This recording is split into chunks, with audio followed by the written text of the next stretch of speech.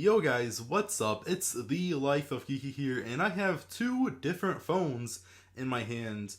One is a $1,000 phone, at least when I first paid for it, and what I just upgraded to is a $350 phone, $550 market price, but I paid $350 for it. And I want to explain, first of all, why, and second of all, why you should be getting a medium tier phone instead of a flagship phone. So the reason I really downgraded or upgraded, well, first of all, I had to get rid of the Google Pixel 3 because if you look at the back, I don't know if it's going to focus in a whole lot very good, but yeah, you can clearly see that is completely shattered. And also the front has all of the corners coming off, so literally just by using it, like certain pieces will just chip off, and when I have it like this, the screen will turn sideways like that, which never happened before. And I've also noticed a couple other performance issues since I dropped it a few times. I dropped it one too many times, boys. I definitely have to get an outer box or something for this, but that's why I got rid of the Google Pixel 3 in the first place. But when deciding on a new phone, I kind of wanted a medium tier phone instead of a flagship. Now there's a few different options out there, and originally I was looking at a few different flagships. I was looking at the Asus ROG, which is $800. The iPhone 11 is, I think, $700. So there definitely is a few flag tier phones that I was looking at, but in the end I went with a medium tier phone, and I've been really, really enjoying it so far because really you're getting the exact same thing, unless if you're like a spec reviewer and can really tell, because you've used like 50 different phones, so you can tell when those like 0.5 RAM isn't there, or when you're getting one less megapixel with a camera. But most people are not able to tell, and I feel like, at least for me, one of the first things I look at in a camera, not in a camera, the first thing I look at in a phone is the camera, and it's typically, what persons, like a regular users, one of the first things they look at, not necessarily the very first thing, but within like the first 5 things, is you want to know what kind of camera this thing has. And to be honest, I don't really notice that much of a difference with the camera. This thing has an amazing camera for $350, and here are a few side-by-side photos.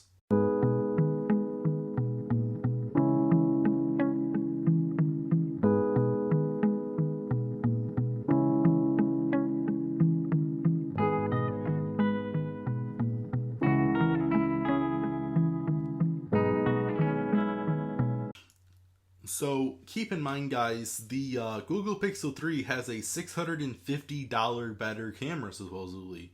So you tell me down in the comments right now, would you feel comfortable paying $650 more for the Google Pixel 3's camera? Or are you satisfied with what this thing turned out? I don't know, that's just me. And also, the Google Pixel 3 only has one camera on the back. The S10e has 2. The regular S10 actually has 3 cameras on the back. Personally, I don't think you really need 3 cameras on the back. I don't think I'll ever really use 2. But if you're really worried about having that the wide camera on the back, it is there on the S10e. And another thing, what people might wonder if you are looking for a phone, is, does it have a headphone jack? Most people nowadays are using Bluetooth, or they're fine with using the little white dongle because they don't use headphones that much. But if you're like me and you're like a gamer, see, here's a situation I go through a lot. I have my wired gaming headset on, and then I'm getting bored. I'm just kind of sitting there, just kind of relaxed. And say I want to watch TikToks or something, or listen to music and just take like a 10-minute break from Xbox, maybe even a 5-minute break from Xbox. With the Google Pixel 3, I can't plug it in. The Google Pixel 3 and every other flagship phone does not have a headphone jack. So I do have White and Gold Studio Beats, but a lot of times these aren't really charged, or I don't feel like taking that headset off, placing my other headset somewhere so I can grab my Beats and then listen to it. I just want to go from the controller straight into the phone, and for that I need a headphone jack. The Samsung S10e has a headphone jack. Most medium tier phones do, and I really don't see the problem with having a headphone jack, but every single flagship got rid of it. I know it's like a little bit cheaper and it's supposedly more waterproof not to have a headphone jack, but guys, let me know if you've ever poured your water bottle into the headphone jack and ruined it, because personally the headphone jack has never ruined my phone. But let me know, guys, and down in the comments, was that a problem for you ever, that the headphone jack did actually ruin your camera? Not your camera, but the headphone jack ruined your phone because, you know, you got it in the shower with your phone and then went like this with the shower head or something. I don't know. I don't know where specifically just a headphone jack would make that much of a difference, but apparently it does. So display wise, I will go ahead and put 2 screenshots of the display, what they actually look like side by side. And you guys can see it's really not that much of a difference. It's literally the exact same colors. It's that purple and pink background that I got going for both. And they both look really, really nice. Yeah, I don't really have a problem with either display, so I'll go ahead and put 2 screenshots of both of them again side by side and go ahead and label them for you guys so you guys know which one's which. Again, guys, so you just saw the screenshots there. Tell me if that is a $650 upgrade. Go ahead, put it down in the comments. Does that display really scream $650 more at you? So my opinion is no. So for the camera and the display, for the camera and the display, I don't know. I could see this maybe being $100 more expensive than the S10e, but it's not, because I paid $1,000 for this and I paid $350 for this renewed on Amazon. So the next thing you might wonder, well, the camera might be the same, but is the mic quality the same? So I'll see you guys in a minute. Let's go ahead and test it out. Alrighty, guys, so this is the video and the mic for the Google Pixel 3. Keep in mind I'm in the bathroom with a closed door. I didn't really know what else to record, so it might be a little bit echoey, but you can get the basic idea with the comparison. But yeah, this is the video and mic for the Google Pixel 3. And this is the video and mic for the Samsung S10e. Again, this is a $650 cheaper video and mic, so you can tell me down in the comments, is it worth $650 to have the first video? Alrighty, what did you guys think so far? Because I'll tell you what, with the pictures and with the display and with the videos and the mic, so far I really can't justify why I even paid for the Google Pixel 3 in the first place. Again, you guys are probably thinking about sound. So let's go ahead and test the sound. I mean, I've already tested the sounds, but I'll go ahead and put these as equally to the mic as you guys can possibly see. Hold on. Let me see if I can get the mic and the camera. Alrighty, guys. So this is me testing out a free beat on YouTube on the Google Pixel 3. I had to use a free beat because I didn't want to get demonetized or striked on this channel or anything like that. So this is just a free beat that I found on YouTube.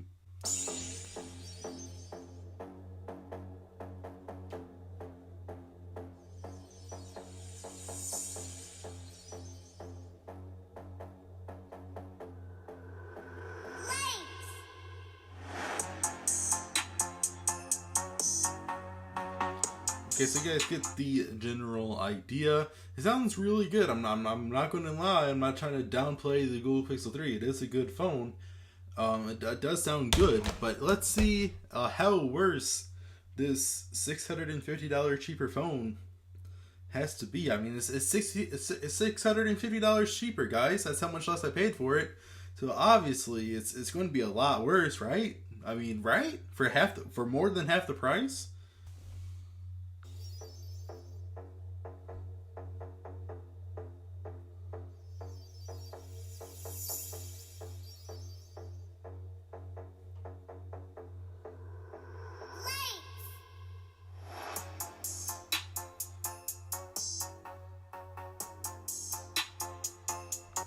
All right. So you guys heard both of the beats. Um, the, Again, it's the same beats. You guys can tell me if that is worth all the extra money as a flagship. Personally, for me, it wasn't. But so we've covered the display, we've covered the camera, we've covered the video, the mic, and the sound. Um, Battery wise, I haven't really been able to test it long enough. They both say that they're capable of holding a day's worth of battery. So it's obviously going to depend on how much battery you use as well. Alright. But yeah, so it's going to be depending on, how much battery you use. I use a lot of battery. I constantly stream videos. I watch YouTube, TikTok, Spotify almost all day long.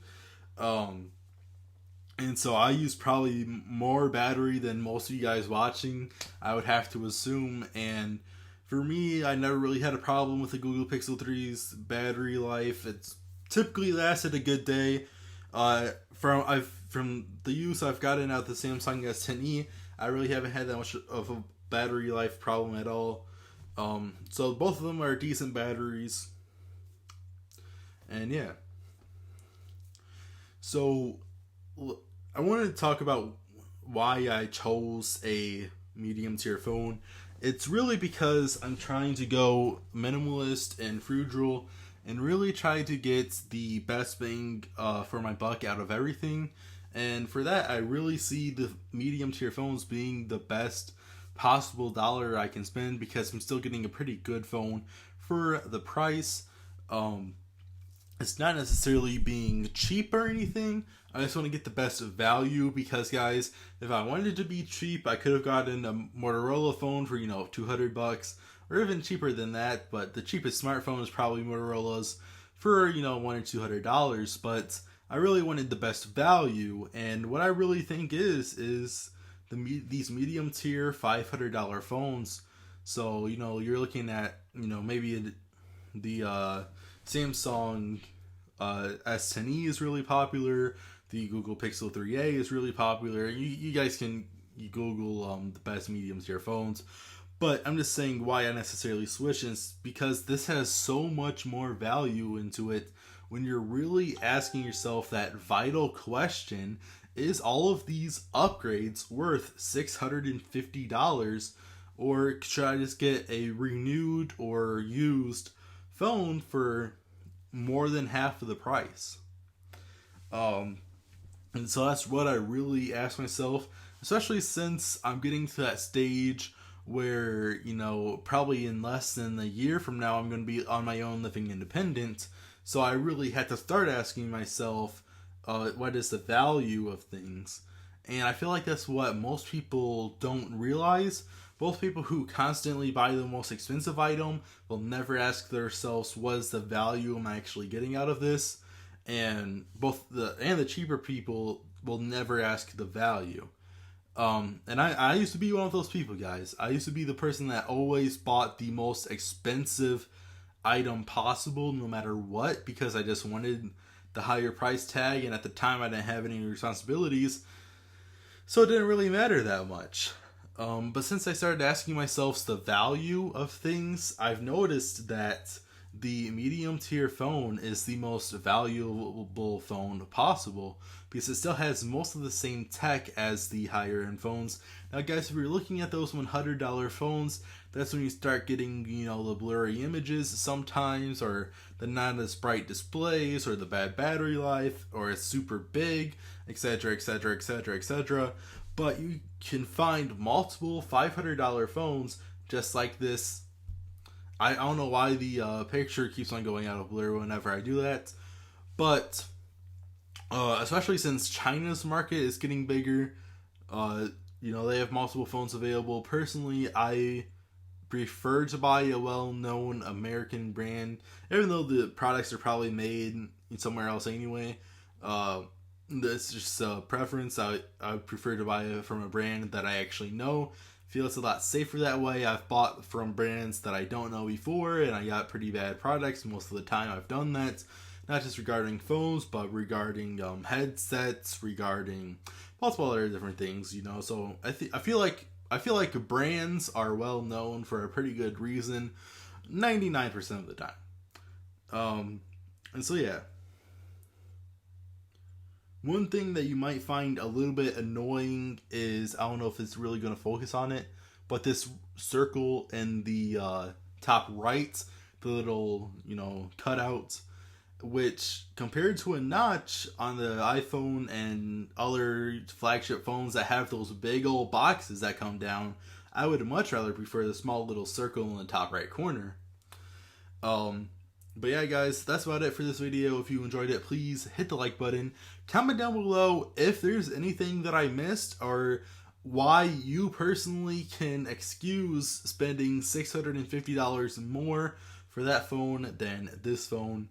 And yeah, guys, just let me know if you would personally, after watching all of that, go with this phone over this phone, because I'm honestly pretty curious. I personally am kind of disappointed in my old self for going with the flagship in the first place. And I'm definitely going to be sticking with the medium range phones from now on. It's going to be pretty hard to talk me back into buying a flagship. And yeah, see you guys in the next one. I have to go buy a new case for my phone so I don't break it again. Alright, peace.